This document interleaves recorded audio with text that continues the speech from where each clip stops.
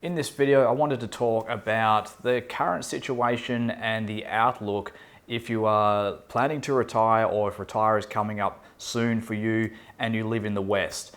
The reality is it has become very expensive to live in my country, Australia, and most Western countries, whether you're from the US, Canada, the UK. The cost of living is just out of control. And if you're on a limited income, you may well be quite worried about your future.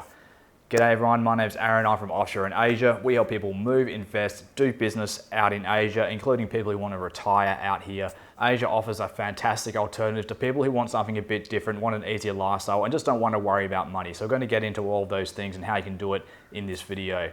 So the current situation in Australia and the West in general, things are just getting so expensive. It is becoming very difficult to live. For most people on what used to be the middle class, it's not that easy to live anymore. You really need to have a high paying job if you want to live a nice lifestyle. Or you have to cut back on things that were able to be afforded in the past. So where we are now, people who are approaching retirement, they've worked their whole life, they've worked hard, they've paid their taxes in an expectation that they'll be able to put their feet up, maybe collect a pension and relax in their final years or their last 20 odd years of their life. But now, just in the last few years, the goalposts have moved. As everyone knows, inflation has been running rampant. There has been a government-induced cost of living crisis. It primarily comes down to central bank policy and government policy. When you have too much money chasing too fewer goods, that results in inflation. That's what we've seen over the last couple of years. And as a result of that, the purchasing power of all individuals has been dramatically reduced. So if you're on a pension or any kind of fixed income, any kind of income that you have to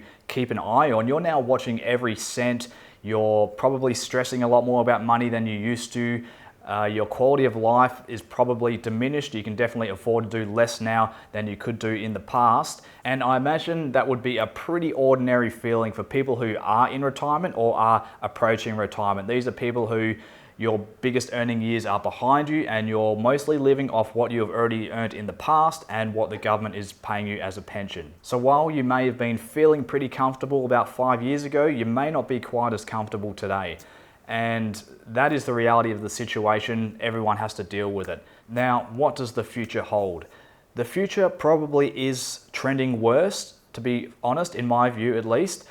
We have an aging population, we have an appetite for big government, we have an appetite for a welfare state. All of this stuff costs a lot of money, and when you have big government, you also have a lot of government waste. It's a fact that the private sector is more efficient in allocating resources than the government. There's always more waste in spending at government level. That's just the way things are when you have a big bloated bureaucracy. We have the pension, which is arguably unfunded, especially with the aging population, as more people move into retirement and the workforce gets smaller as a proportion of the whole population. That means you have less people funding the pension for people in retirement. That is a problem for governments.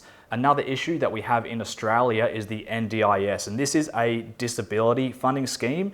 Its intentions were good in the beginning, but what has happened, it has turned into a bit of a monster of a policy. Spending is out of control. There's a lot of rorting going on, a lot of fraud going on. It is majorly expensive and basically unfunded. So there is a lot of challenges in Australia from a fiscal point of view.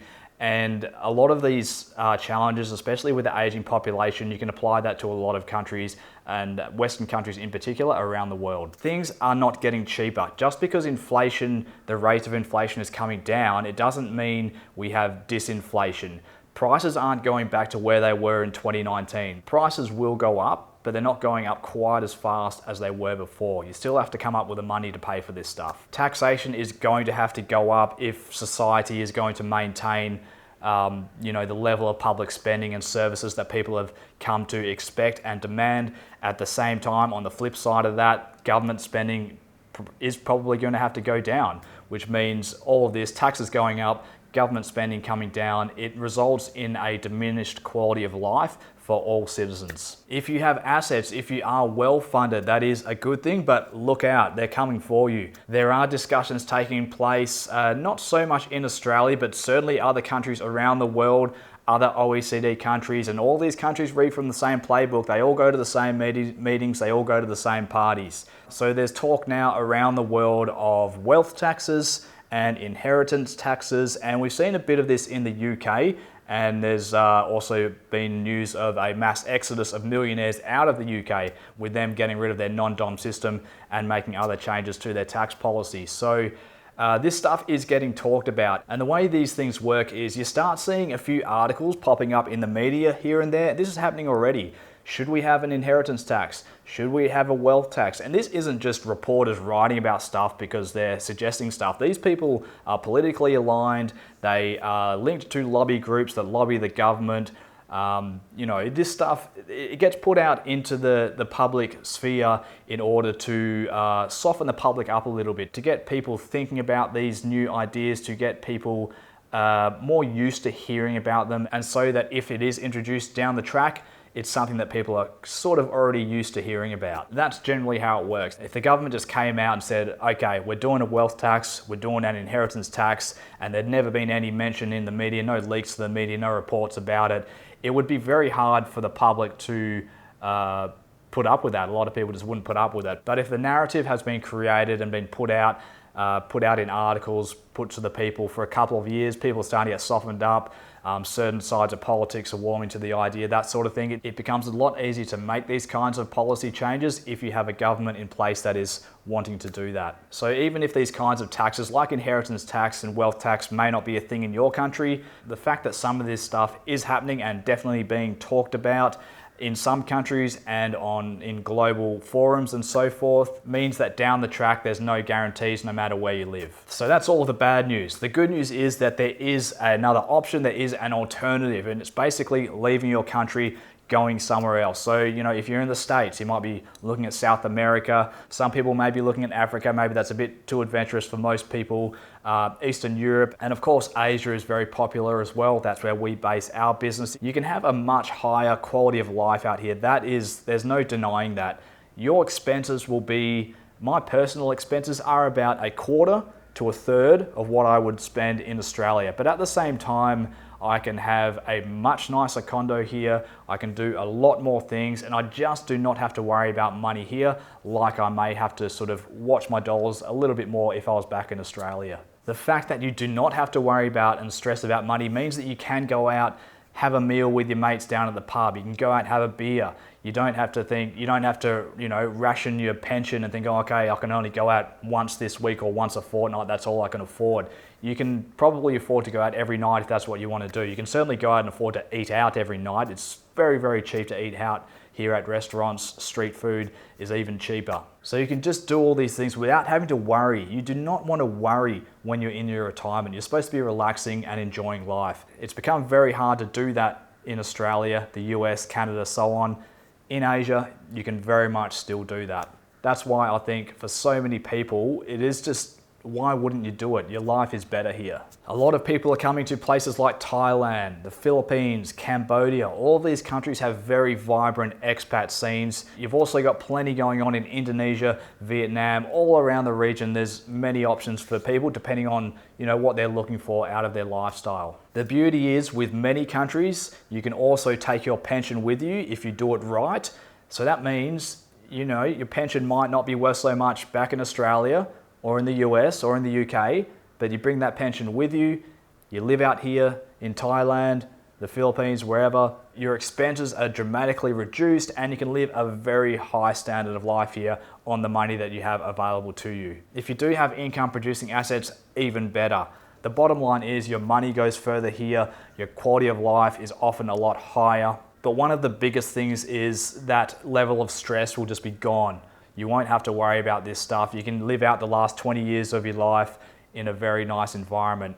You don't have to live here forever. You could come here for 10 years or so, live a nice life, and then when you start to get a bit older, maybe look at going home if you want to get access to your home healthcare or something like that. That's not to say that there isn't good healthcare options out here in Asia, but maybe you want to go home for your final years. Everyone has their own plan. And just lastly on this, I want to say that the stereotype is that this is mostly people who are moving out to Asia. The stereotype is mostly that it's single men. That is a lot of the case, a lot of the times, but certainly not always the case. There are a lot of single women coming out here. We are seeing ourselves in our business that we are providing services to a lot more women now. It is becoming a lot more acceptable It's not just a single man thing like it may have been, particularly in Thailand and the Philippines in the past. There's also a lot of couples coming out here. There's a lot of families coming out here now that people can work remotely. It's a lot easier to do that. There's many visas available that allow you to do it. We offer relocation packages, or we can provide a kind of tailored consultation service to work with you and find out what kind of country might suit your needs best, you know, looking at how long you want to stay here, the climate, the cost of living, the quality of life, what is important to you. We'll help you get the right visa that matches how long you want to be out here. If you want a longer term visa, if you want residency, if you want permanent residency, all these things are possible in certain countries. If you want to take things further, look at putting your investments in a strategic location that may have more asset protection qualities or certainly better taxation qualities. We can help you do that. And at the same time, we can help you lower your overall tax burden so you can live out here and not worry about the government, any government, taking a giant bite out of your money. So if you want to learn more about that or get in touch with us, head over to offshoreinasia.com. You can book a consult call there. You can send us an email if you have some questions, and we can get you out here living the best life that you can live on your income. Thanks a lot for watching, guys. We'll catch you later.